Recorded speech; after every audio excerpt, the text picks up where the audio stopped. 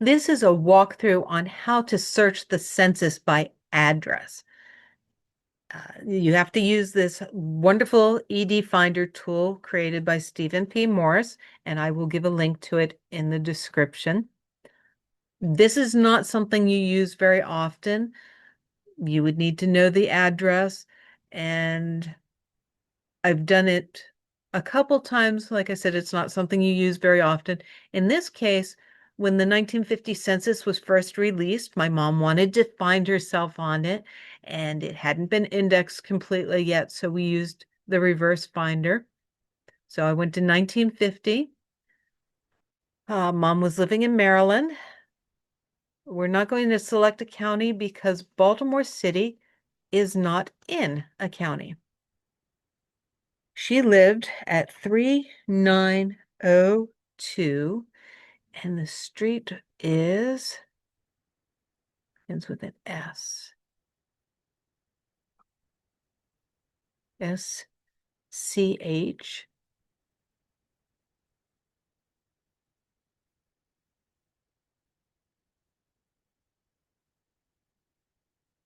Early Avenue. You can reduce the number of EDs by selecting the cross street and the back street that complete the city block. See Google Map. Well, I lined up a Google Map ahead of time.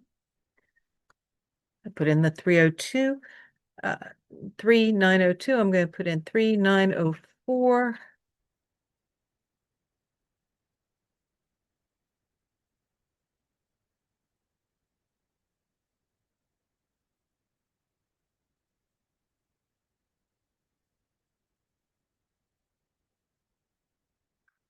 And it can't do that.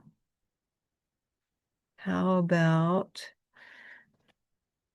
3919 Southern Avenue, Baltimore? Great.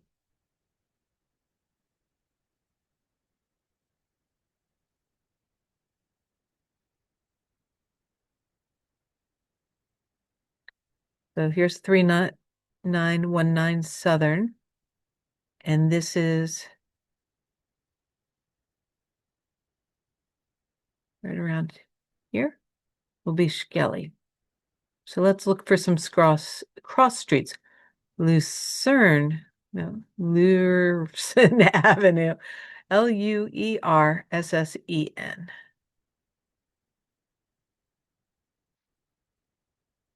There it is.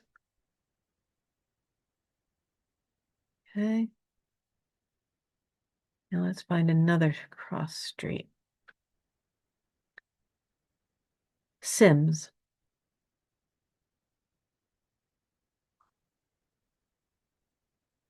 Sims. There it is.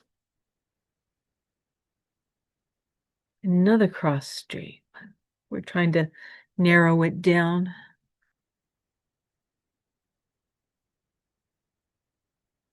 It looks like the address would be on this side, so that's Moravia Road.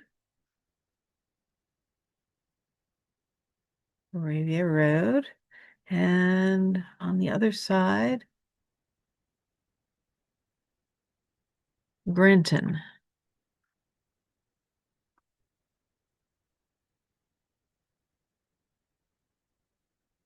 Okay, we put in our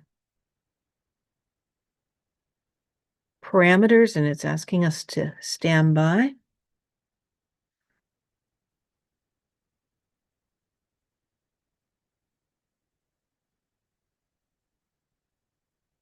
And we're waiting patiently.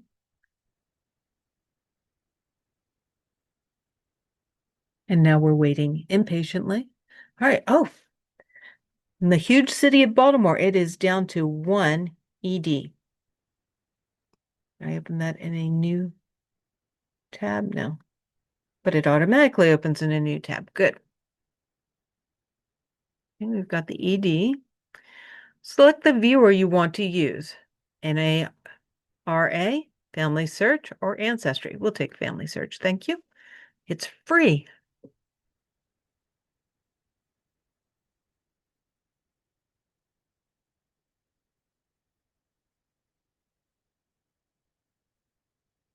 And it probably would have asked me to log in, but I was already logged in. So here we have 39 pages to go through. And we'll look at the first page, and we're looking for this Skelly Road.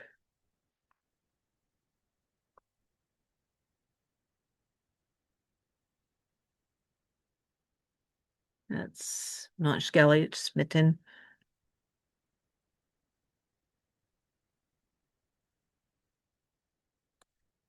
Southern Avenue.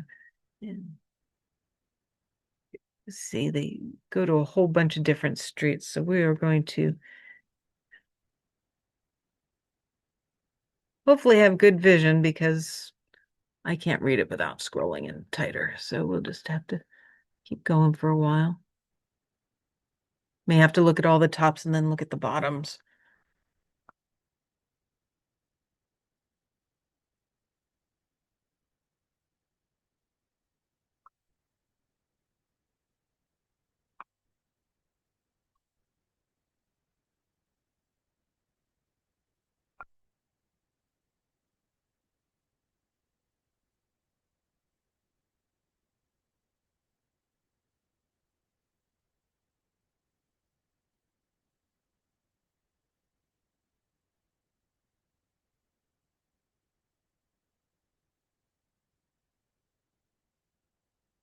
Okay.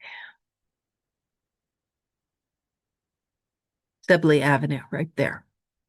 No one home.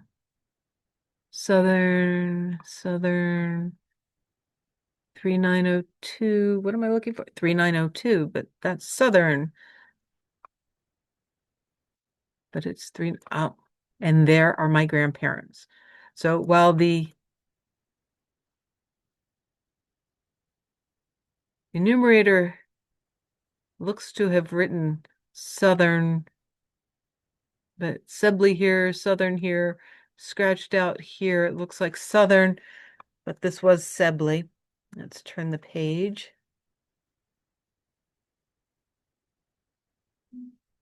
And here they're calling it Sibley Avenue. And so back to my grandparents. Here they are. Milton and Nora Petty. They're living on the third floor of 309. 83 no and no. What does this mean? Serial number of the dwelling. Is this house on a farm?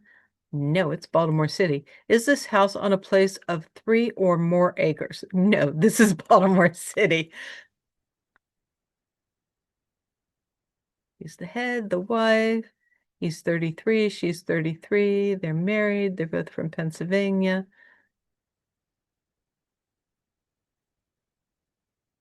My grandmother was a filing clerk at a stationery maker.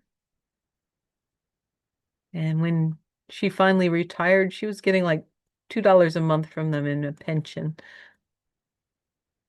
So what do these other columns mean? Is he naturalized? Oh, that's a good question.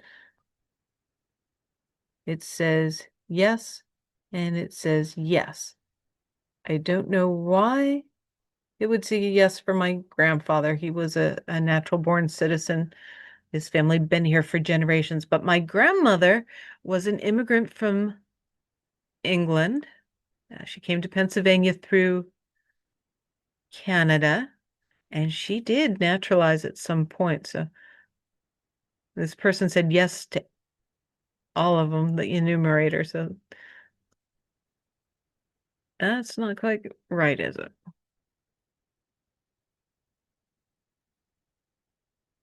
Should have been yes, no, or AP for born abroad.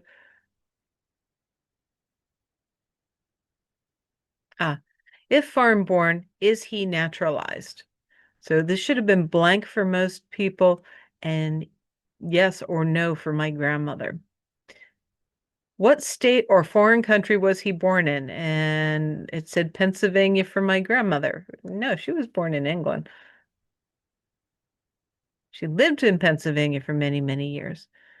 So I don't know who gave them that information, but it was wrong.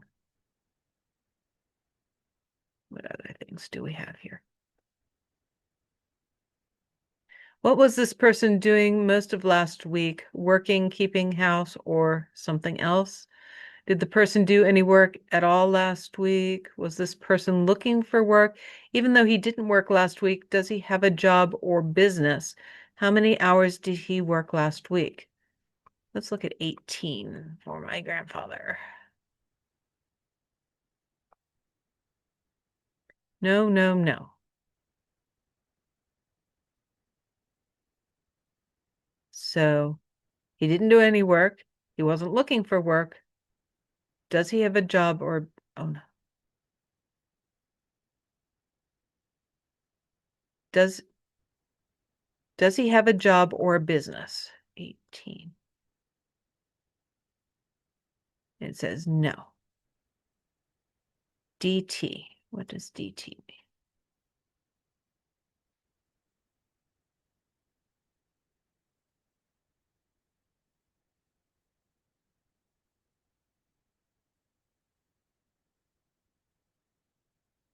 WKHOT, so not DT, OT or U for unable to work. When was this? When was the date of the census?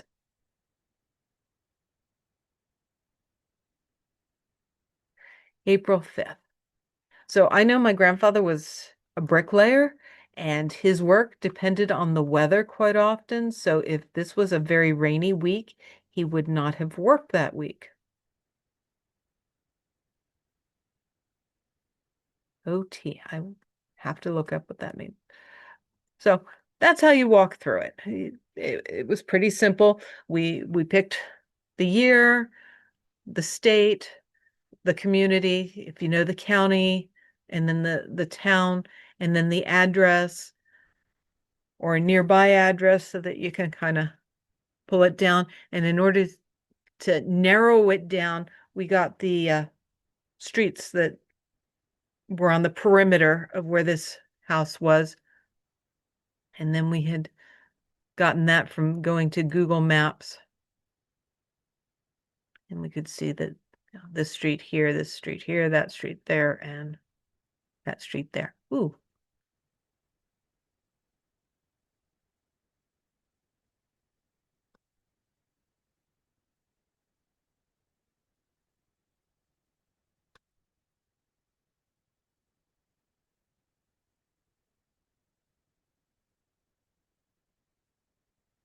So they were living on the third floor, but when I look at these houses, these are really nice houses, single houses, not apartment buildings. So, and then there's a really, really large graveyard. Oh, it's so nice and neat and in rows. So I think this neighborhood has changed a lot since my grandparents lived there.